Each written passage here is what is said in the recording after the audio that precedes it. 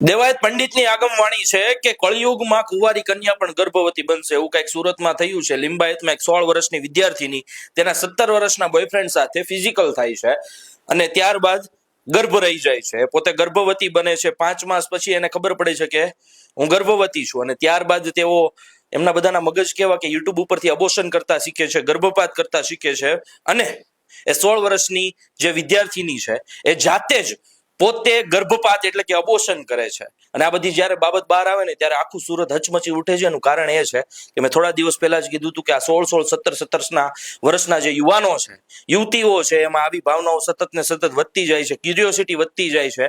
આ બાબતને જો પહેલેથી એને સરખી રીતે સમજાવવામાં આવી હોય કે આ બાબત આ રીતે જ હોય ને એટલા વર્ષે જ હોય તો આવી કોઈ પણ બાબત અત્યારે સામે ના આવી હોત।